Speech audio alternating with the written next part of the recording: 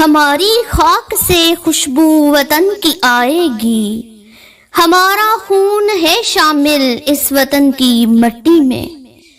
جناب صدر اور میرے ہم وطنوں، ہمارا پاکستان وہ وطن نہیں جو وراثت میں اس کے بسنے والوں کو ملا ہے، بلکہ پاکستان کی بنیادیں استوار کرنے کے لیے متحدہ ہندوستان کے مسلمانوں کی ہڈیاں اینٹوں کی جگہ اور خون پانی کی جگہ استعمال ہوا ہے۔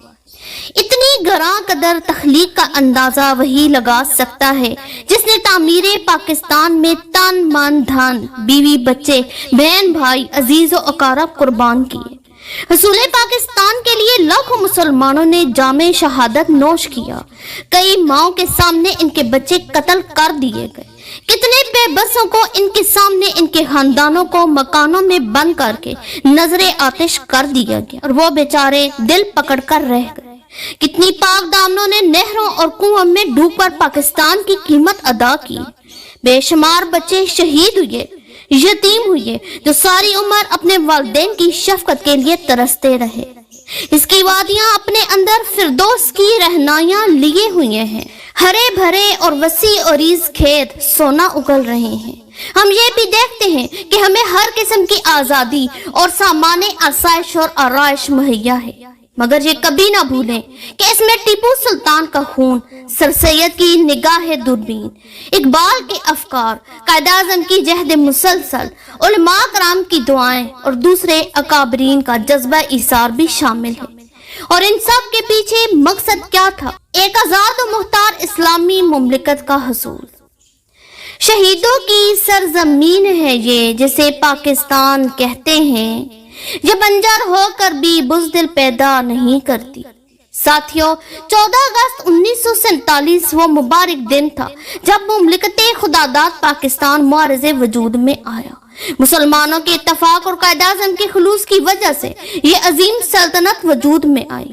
میرے عزیز ہم وطنوں، ہمیں پاکستان سے محبت ہے، اس کے بانی سے عقیدت ہے، اس کے مصور سے دلی لگاؤ ہے اور ان کے مجاہدین کے لیے ہمارے پاس دعائے مغفرت ہے، جنہوں نے تاج برطانیہ کے خلاف اپنے گھر بار قربان کر دیے، اپنی اولاد کی پرواہ نہ کی اور سلاسل و زندان کی سختیوں کو خندہ پیشانی سے برداشت کیا۔ نتیجہ یہ ہوا کہ جب آزادی کے جذبہ فراواں سے تمام ہندی مسلمان سرشار ہو گئے تو زندان کی دیواریں لرز گئیں، فرنگی استعمار سجدہ ریز ہو گیا اور غلامی کی زنجیریں موئے آتش کدہ بن گئی۔ جب اس سنگار خاکی میں ہوتا ہے یقین پیدا تو کر لیتا ہے یہ بالوں پر روح الامی پیدا۔ میرے عزیز ہم وطنوں، اس دن یہ ملک ہم سے یہ تقاضا نہیں کرتا کہ ہم صرف اس کی خوشی منائیں۔ یہ ملک اور اس کی یہ زمین جو 6 لاکھ مسلمانوں کے خون سے آباد ہوئی تھی، اس دن ہم سے یہ تقاضا کرتی ہے کہ اس کو سنبھالیں۔ یہ چیخ چیخ کر اعلان کرتی ہے کہ کیا مجھے ایسے ہی حاصل کر لیا گیا تھا؟ کیا تمہیں وہ قربانیاں یاد نہیں کہ اسے اپنی جائیداد سمجھ کر لوٹے جا رہے ہو؟ آزادی کے بعد یہ ذہنی غلامی اس وطن عزیز کو کیسے برداشت ہوگی؟ اس کی خاطر قربان ہونے والوں کی روحیں آج کتنی تکلیف میں ہوں گی کہ اے ناقدرو، ہم نے اس ملک کے حصول کے لیے اپنا خون بہا دیا اور تم اس کی ترقی کے لیے اپنا پسینہ بھی نہیں بہا سکتے۔ اس ملک کو بے ایمانوں نے کھوکھلا کر دیا، مال مفت دل بہرحم سمجھ کر دونوں ہاتھوں سے لوٹتے جا رہے ہیں۔ عزیز ساتھیوں، دکھے دل کے ساتھ ان دعائیہ اشعار پر اپنی تقریر کو سمیٹتی ہوں۔